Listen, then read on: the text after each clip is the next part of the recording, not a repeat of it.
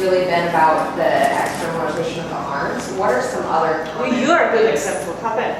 Yeah. Another example. Yeah. You're just the opposite. Okay. Oh, actually, I know what you're doing. My ribs. So don't cry. Yeah. Okay. So do like you always do. Okay. Thank you. Go to town. Go to town. Go to town. Oh, you always doing more. Come on.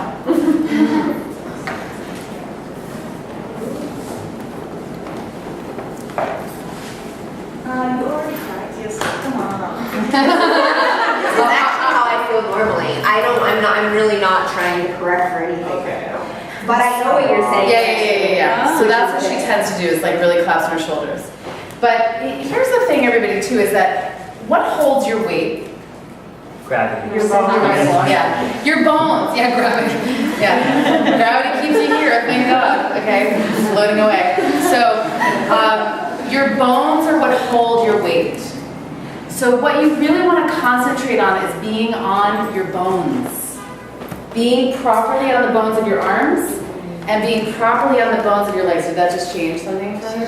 She's starting to get up off her elbow. Like she's starting to get off her elbows. Yes. Yes. And my elbows do like cause me a lot of pain in down dog because they hyperextend and I dump into the So joint. you have to come forward to come close. Let's see her here. First of all, press. She's right now. She's just supporting her bones. She's not using her muscle. Everything is here jelly. So press. I'm doing this. Yeah. So now press. There's my hands. Press. There's my hands. I'm trying. Yeah. Yeah. Now she's actually, you can see her biceps and her triceps. Then I'll go slowly to down. Don't go further than that. She's losing the forearm. Exactly. So that's why I'm supporting with my legs. So she's not going with the forearms. So don't move your forearms. Move your forearms to me, but move your upper arms to the left. Yeah. Keep going, keep going, keep going, keep going, keep going, keep going, keep Stretch going. your spine. Okay, now stop there, Hillary, with your shoulders. And now just stretch your waist. Stretch your waist. Pull your hips up. Pull your hips up on your, yes. Now she's hyperextended, so press to my hands. Bend. Yes, more. You can do this more. Thank you. And you can pull. Use your legs. Push your thighs back. More.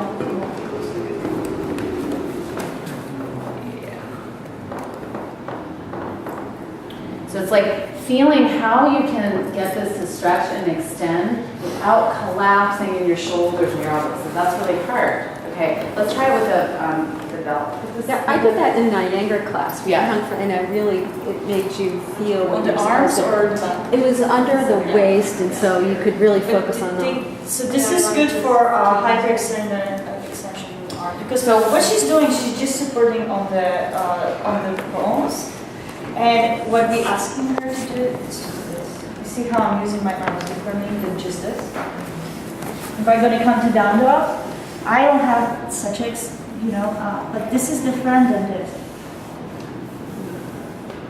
Now I'm hugging the muscle. I'm using my muscles rather than just hanging here.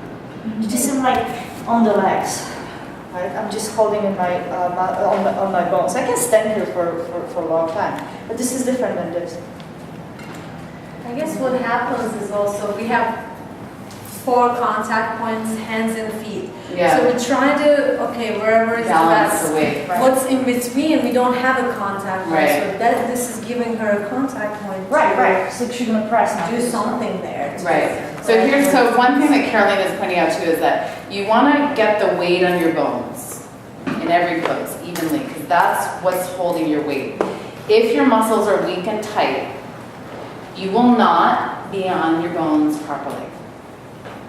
And then your joints will start to suffer. And so what moves the bone is the muscle. So you have to learn how to, you have to train the muscle to properly move and support the bone. Otherwise, your joints are going to really be a problem. Like you're going to just compress into your shoulders, compress into your elbows, compress into your knees, and your lower back. So sometimes that's why it can be helpful. I tell people this all the time. Sometimes you need to do isolated exercises to strengthen certain muscles. Yeah. And yoga may not necessarily, if you need stronger biceps, you may need to do some isolated exercises to strengthen your biceps. And that's just a fact. That's just, you know what I mean? So like, it's some of you, maybe, especially if you're dealing with any kind of hypermobility. Yeah, because It's more for the people that have hypermobility. Yeah. tight muscles are just as dysfunctional as overstretched muscles. Oh, yeah. Like A if you're tight muscle is super a- long and loose, Yes. it's just as bad as being super tight. Yeah. You do the same thing, you use your joint too much. Right. So a tight muscle doesn't mean a strong muscle.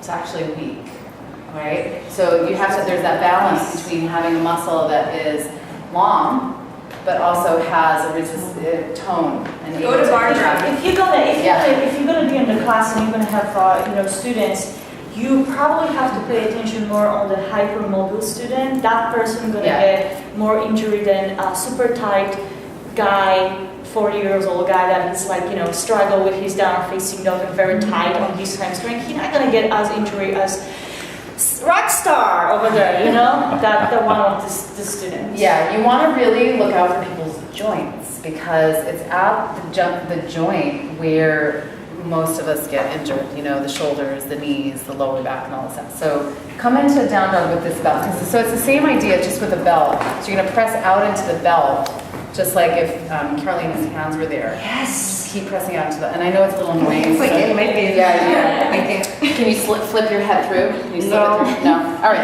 Yeah, there you go. There you go. Okay, good. I know it's weird. Okay, so And the second part. I know it's a little weird. Okay. Well, if I Yeah, can do that, like this. then Okay, there you go. Now, lift your forearms away from the floor though. Lift your forearms away from the floor and press out into the belt. Okay, good. Now, get the space here. Lift your hips up and stretch your waist. Push into your hands. Push away from your hands. Push away from your hands and stretch up through your waist and your hips. Yeah, so stabilize your arms and your shoulders and just move there. Good, that's your work. That's it. That's it, don't go beyond that. So where you want to press back is right here where my hands are. The tops of the thighs, go back. The creases of the hips, lift up. The sides of the waist, stretch long. Okay? Yeah. So because she's got so much mobility, right now what we're trying to teach her is how to stabilize this, and then from there, she can work with creating more space. Okay, so what's the first thing that you need to do in every pose? Align it, stabilize it, and then create space. Everybody got that? Align the pose first, figure out how you're going to stabilize it with what muscles and what are you trying to do, and then how are you going to create space. How is that, Hillary? That's a lot better. Yeah, that felt like That way better? healthier in my arms. In your arms and your Yeah. and your elbows? Mhm. Okay, good. So work with that a little bit. Yeah. Work with, these props can be really helpful for you to work with at home, in a home practice, everybody, until your body has like a real memory of what it is that it's trying to do. Work with something, like if we give you something like that to work with it for a bit on your own until you can really like figure out what it is you're trying to do in the pose, okay? All right, somebody else wanted to look at. Me? Yes, Katrina and Christopher. You are my next speaker. You know that you need help. I do. I suffer a lot. Elbows? Okay.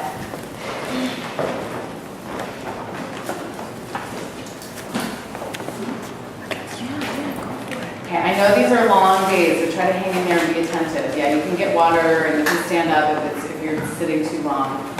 Okay.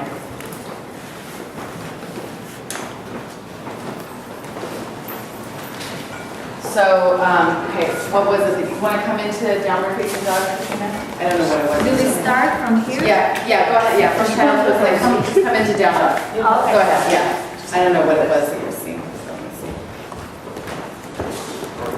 Okay, so how about if you all look at her and let's have you tell us a few things that you see. Just in terms, like, tell us what you see in terms of the alignment, and then tell us what you see in terms of where she's doing more of the work in the pose. Okay, so 1% time. Okay, so what do you see? She's sinking into her shoulders are not on her back. Okay, so don't change anything to Trinity yet. So you see a lot of work in her shoulders, like everything's going down. Yeah. Okay, good. Anybody else see that?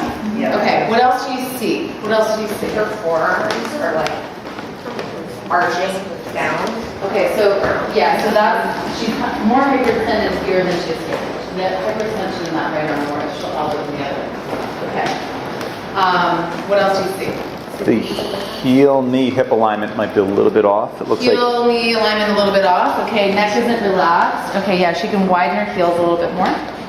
Okay. Anything else that you see? She's looking really white knuckled. Really white knuckle. Yes, she is. Yeah. Good observation. That's a good observation. Good. Okay, come on down, Street. Yeah.